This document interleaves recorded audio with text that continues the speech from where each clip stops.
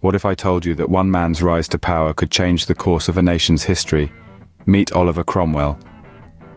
In the mid-17th century, Cromwell emerged as a significant figure in England.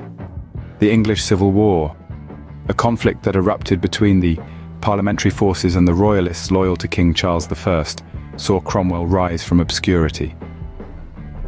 As the leader of the Parliament's army, Cromwell fought with strategic brilliance, leading his forces to victory and ultimately the execution of King Charles I. In 1649, Cromwell ascended as the de facto leader of England, bearing the title of Lord Protector. His rule, however, was marked by stringent religious reforms and authoritarian policies which sparked widespread criticism.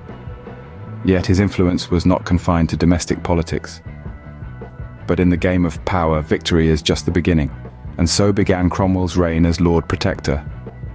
Crowned not by birth but by might, Oliver Cromwell was now the de facto leader of England.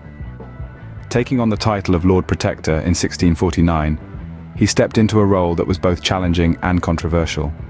His rule was characterized by stringent religious reforms, a reflection of his Puritan beliefs. He sought to reshape England into a Puritan commonwealth, which led to the dissolution of traditional holidays and an emphasis on the Sabbath. This was a radical shift in a country steeped in Anglican traditions, and it led to a significant amount of tension and discontent. Cromwell also took action beyond England's borders. He suppressed rebellions in both Ireland and Scotland, exerting English control and dominance. These actions were not without controversy. His military interventions, particularly in Ireland, led to a high number of deaths and suffering, inviting criticism from both his contemporaries and future generations. Yet, his foreign policies weren't just about military might. He sought to strengthen England's position on the global stage, fostering trade and diplomacy. This led to an increase in foreign trade, paving the way for England's future as a global economic powerhouse. Domestically, Cromwell implemented policies that promoted economic growth and stability. He reformed the legal system, encouraged trade, and invested in agriculture. These reforms helped England recover from the economic turmoil of the Civil War and set the stage for the economic prosperity of the Restoration era. Yet Cromwell's reign was not just about stern rule. It was also a period of religious tolerance and economic reforms. Despite his Puritan beliefs, Cromwell extended a degree of religious freedom to other Protestant denominations, a move that was quite progressive for the time. His economic policies, while strict, were aimed at improving the well-being of the English people. In the end, Cromwell's reign was a complex mix of strict governance, religious reform, and economic progress. It was a time of significant change and growth for England, setting the stage for the country's future development. Power doesn't last forever, and so it was with Cromwell. But what he left behind was something more enduring, a legacy. After Cromwell's death in 1658, England underwent a significant transformation.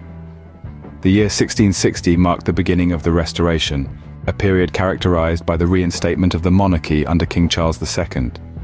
Cromwell's stern, puritanical rule was replaced by the more tolerant and luxurious lifestyle of Charles II. Yet the legacy of Cromwell's rule was far from obliterated. Indeed, some of the gains made during the Republic, particularly in terms of religious tolerance and the strengthening of Parliament, continued into the Restoration period. Despite this, Cromwell's harsh interventions and military governance remained points of criticism among many. Cromwell's rule was indelibly stamped on a crucial period in England's history. This era, marked by religious, political, and cultural shifts, accelerated the nation's process of modernization. Following Cromwell's death, reforms such as the strengthening of Parliament and the curtailing of monarchy continued to shape the English political system. Thus, the life and leadership of Oliver Cromwell left both positive and controversial impacts. His legacy, still examined and evaluated by historians and society today, reflects the complexity and diversity of the era in which he lived. In conclusion, the legacy of Cromwell is a testament to his influential role in shaping England's future. His policies and actions, though contentious, brought about significant changes in the political, religious, and cultural landscape of the nation. From the strengthening of Parliament to the promotion of religious tolerance, Cromwell's legacy is evident in the enduring institutions and principles that define England today. Despite the controversies and criticisms, there is no denying the profound impact of his rule.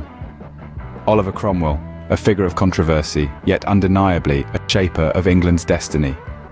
His life and leadership, a complex tale of power and change, continues to echo through the corridors of history.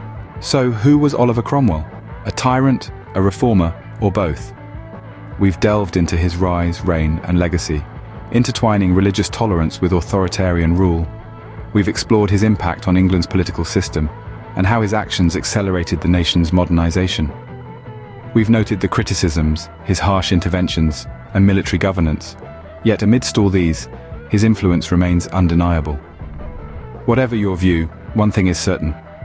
Oliver Cromwell's influence on England is indisputable, a testament to the profound impact one individual can have on the course of history.